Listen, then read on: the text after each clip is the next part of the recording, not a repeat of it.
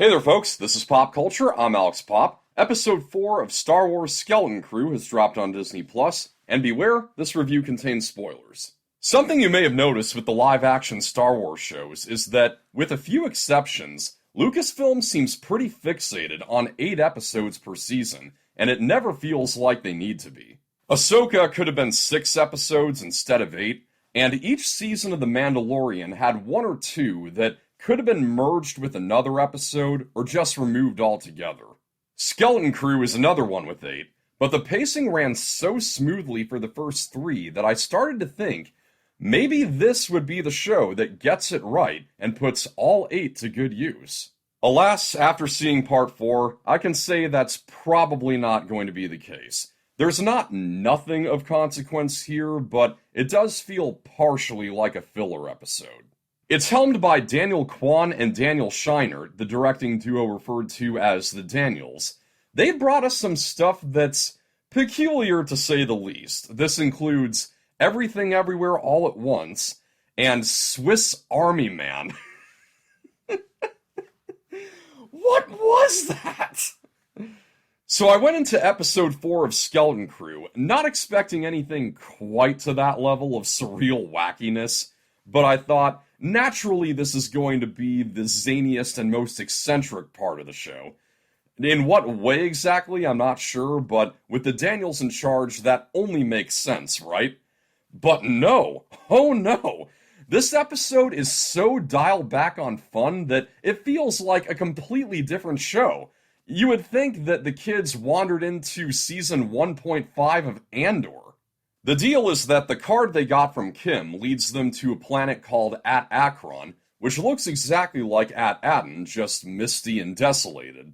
I started to think they had accidentally flown through a wormhole, but they soon realized that this planet is one of the jewels of the Old Republic that was destroyed, and now it's home to a never-ending conflict between 2 tribes. And since it had the exact same designs and architecture of At Aden, my presumption is that all 9 of these planets were run by the same network. Most of the episode is this side quest in which the kids run into one of the tribes, called the Troik, who treat children like adults on this planet. In order to prepare them for the rest of the journey, they train them for combat before giving them access to a tower that contains the coordinates to each of the 9 jewels. Now, there are some bright spots in this mostly dreary episode.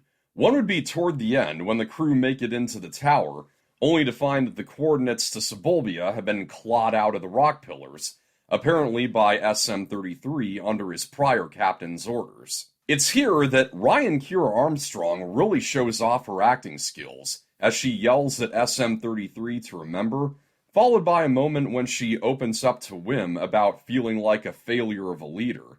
And because the episode centers around Neil more, it allows us the opportunity to appreciate the effects on him. It was a blend of CGI and practical, and Robert Timothy Smith's performance isn't totally absent from it.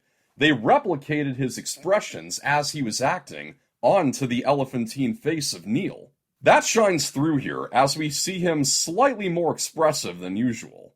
Up until now, Neil has been the most compliant and easygoing kid in the group. He didn't even really want a part in this adventure to begin with. But it's here, when he meets a young Troik woman named Hana, that he starts to become a little more bold and daring.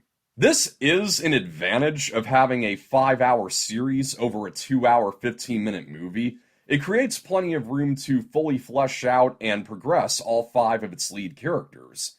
I would just like it better if the story was still in motion while doing it.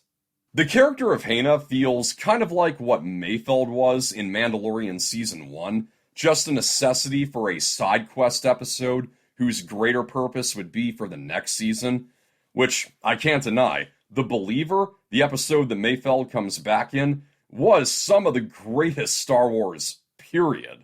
Maybe Hana does have more to do later in this season, but it feels more like she's just there in case they decide to make a Season 2.